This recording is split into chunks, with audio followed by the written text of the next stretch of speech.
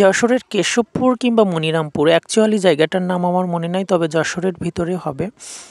So ওখানে পাশাপাশি minimum 20 থেকে 25টা কালী পূজা হয়। তো সবাই মিলে বিসর্জনের দিনে আবার একটা প্রোগ্রাম অর্গানাইজ করে, বুঝতেই পারছেন কত বড় মাপের একটা প্রোগ্রাম। তো ওখানে প্রোগ্রামে গেছি আমি এবং কুমারেশ ডুয়েট ডান্সার হিসাবে, এবং আমার দাদা ছিল কমেডিয়ান হিসাবে। আরও অনেক বড় বড় মাপের নাচের আর্টিস্ট, গানের আর্টিস্ট ছিলেন। তো প্রোগ্রাম হয়ে গেছে, যেহেতু কার্তিক অগ্রহায়ণ মাস, শীত পড়তে শুরু করছে। তো প্রোগ্রাম শেষে আমি কুমারেশকে বললাম, চল একটু চা খেয়ে আসি। তো সবাই আবার প্রতিমা বিসর্জনের কাজে ব্যস্ত। চায়ের দোকানে গিয়ে দেখি প্রচুর ভিড়, তখনও কিন্তু প্রোগ্রাম দেখা লোকজনের আনাগোনা কমেনি।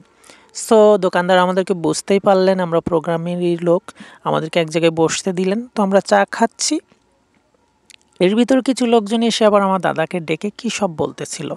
তো আমরা চাটা খেয়ে বিল টিল পে করে চলে আসছি প্রোগ্রাম অর্গানাইজার কমিটির বাড়িতে, আমরা স্টে করবো রাত্রে। তো দাদা আমাকে বলছিল ওই লোকগুলো আমাকে ডেকে কী বলছিল জানিস? তো আমি বলছি কী বলছে? তো বলছে ওরা ভাবছে তুই মেয়ে, তাই তোর ফোন নাম্বার টাম্বার চাইছিল। তো আমি আবার বলছি যে প্রোগ্রাম করার জন্য যদি নাম্বার লাগে দেয়া যাবে, বাট অযথা বিরক্ত করার জন্য ওর ফোন নাম্বার দেয়া যাবে না। সো ফানি, এটা তো হয় স্বাভাবিক। তো এর মূল ঘটনাটা কিন্তু দাদা আমার সাথে বলেনি, কুমারেশকে বলেছিল, যেটা আমি বাড়িতে এসে শুনি। ওনারা নাকি ওনাদের কোন ভাইয়ের জন্য আমাকে বিয়ের প্রস্তাব দিয়েছিলেন, আমার বডি নিয়ে বিভিন্ন মানে কথা বলছিলেন, যেটা দাদা আমার সাথে বলতে পারিনি। তো রাত্রে যেহেতু যশোরে আমরা স্টে করেছিলাম, সকালে আমরা রেডি শেডি হয়ে বাড়িতে ফিরবো। তো কেশবপুরে এসে আবার আমরা একটু মাইকেলের বাড়ি ঘুরতেছিলাম, যেহেতু অনেক দিন আসি না, এসছি। তো এর ভিতরে হয়েছে কি, পাইকগাছা থেকে এক অর্গানাইজার ভাই আমাকে ফোন দিচ্ছিল, প্রাইভেসি রক্ষার্থে ওনার নামটা আমি বলছি না। তো উনি আবার আমার ফেসবুক পোস্টে দেখছেন যে রাত্রে আমি যশোরে শো করছি। তো আমি সত্য কথা বলে দিয়েছি, দাদা যশোরের শো ছিল, আমি এখন মাইকেলের বাড়িতে ঘুরতেছি, বাড়িতে ফিরবো। উনি বলছে তুমি কোন পথ দিয়ে ফিরবা? তা আমি বলছি বাঁকা কাঠিপাড়া হয়ে। তা বলছে আমি বাঁকা বাজারে ওয়েট করবো, রাত্রে আমার একটা প্রোগ্রাম করে দিতে হবে। তা আমি বলছিলাম দাদা প্রোগ্রাম করতে পারবো না, কালকে সারা দিন আমি জার্নি করে এসে রাত্রে প্রোগ্রাম করছি, এই জার্নি করে বাসাতে ফিরবো, দেন আমি সিদ্ধান্ত নিব প্রোগ্রাম করতে পারবো কিনা। তো দাদা আবার বলছে না, তুমি বাড়িতে গেলে তোমাকে আর পাওয়া যাবে না, তুমি বাঁকাতে নেমে প্রোগ্রামটা রাত্রে করো, তোমাকে বাড়িতে দিয়ে আসবো গাড়িতে করে, যত রাত হোক কোনো প্রবলেম নাই। তো আমি ওর বাবার ভাবছি ঠিক আছে, আমি মনে মনে ভাবতেছি দেখা হইলে তো প্রোগ্রাম করব। তো কি হয়েছে, বাঁকা বাজারে যখন আসছি বিকাল 3টা 4টা বেজে গেছে, অলরেডি 4টায় বেজে গেছে। তো দেখি সেই দাদা এসে দাঁড়িয়ে আছে। তো উনি আমাদেরকে গাড়ি থেকে নামিয়ে বলল চলো প্রোগ্রামটা করো। তো আমার দাদা আবার বলছে তাহলে আমি বাড়িতে যাই, তোরা প্রোগ্রাম কর। তো সেই অর্গানাইজার ভাইয়ের সাথে আমরা চলে গেলাম প্রোগ্রাম করার জন্য। তো রাত্রে প্রোগ্রাম করছি, আরও কিছু স্থানীয় শিল্পীরা ছিল, সেখানেও কালী পূজা উপলক্ষে প্রোগ্রাম। তো রাত হয়ে গেছে, তো পেমেন্ট নেওয়ার পরে অর্গানাইজার দাদা বলছে দেখো শীতের রাত, এইভাবে রাত্রে যেও না, গাড়িতে গেলে তোমরা অসুস্থ হয়ে যাওয়া, রাতটুকু এখানে স্টে করো, আমি থাকা খাওয়ার ব্যবস্থা করে দিচ্ছি কমিটির এক দাদার বাড়িতে, সকালে চলে যেও, সকালে চা নাস্তা করে।